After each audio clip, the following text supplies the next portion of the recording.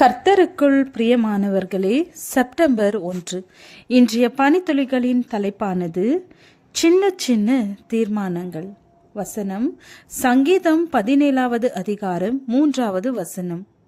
நீர் என் இருதயத்தை பரிசோதித்து ராக்காலத்தில் அதை விசாரித்து என்னை புடமிட்டு பார்த்தும் ஒன்றும் காணாதிருக்கிறீர். என் வாய் மீறாதபடிக்கு தீர்மானம் பண்ணினேன்.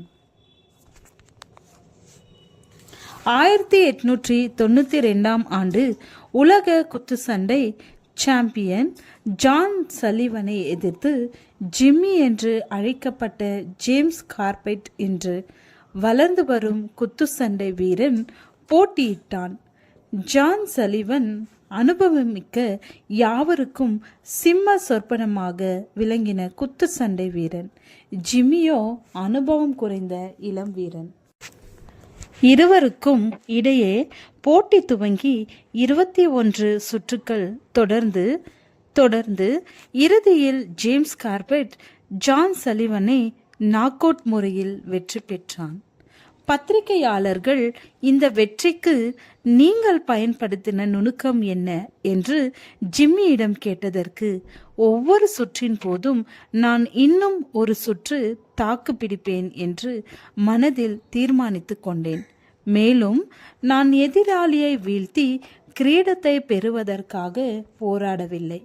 ஒவ்வொரு சுற்றிலும் கீழே விழாமல் தாக்கு பிடிக்கவே தீர்மானித்தேன் என்று கூறினான். ஜிம்மியின் அனுபவம் நமக்கு 3 பாடங்களை கற்றுக் கொடுக்கிறது. சின்ன சின்ன தீர்மானங்களில் கவனம் செலுத்த வேண்டும். இலக்கும் வெற்றியும் வெகு தூரத்தில் இருக்கலாம். அந்த இலக்கை அடைய அனுதினமும் இருக்கும் சவால்களை ஜெயிக்க நாம் தீர்மானிக்க வேண்டும். ஒவ்வொரு நாளும் 3500 தீர்மானங்களை எடுப்பதாக ஆய்வு கூறுகிறது. அவைகளில் எத்தனை தீர்மானங்கள் நம்முடைய நீண்ட போராட்டத்திற்கும் இறுதி வெற்றிக்கும் உதவி செய்யும் என்பதை தெரிந்து தீர்மானங்களை எடுக்க வேண்டும்.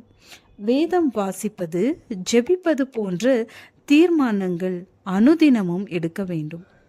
சின்ன தீர்மானங்கள் நம்முடைய குணத்தை கட்ட உதவுகிறது. நம்முடைய குண வளர்ச்சிக்கும் நம்முடைய வலிமைக்கும் நாம் எடுக்கும் சின்ன சின்ன தீர்மானங்கள் தான் உதவுகிறது. நாம் பேசும் வார்த்தைகள், நம் செயல்கள் அனைத்தும் நம் குணத்தை கட்டுகிறது. எனவே நல்ல வார்த்தைகளை பேசி நல்ல செயல்களை செய்ய தினமும் தீர்மானிக்க வேண்டும். கீழே விழுந்தாலும் எழுந்து நிற்க வேண்டும். சில சமயங்களில் நாம் தீர்மானங்களை செயல்படுத்த முடியாமல் விழுந்து விடலாம். ஆனால் எழுந்து நிற்பது என்பது மிக முக்கியம்.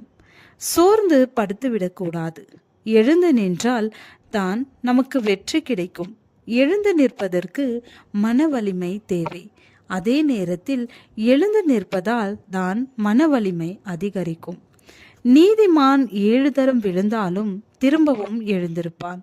நீதிமொழிகள் 24வது அதிகாரம் 16வது வசனம். ஜெபம்.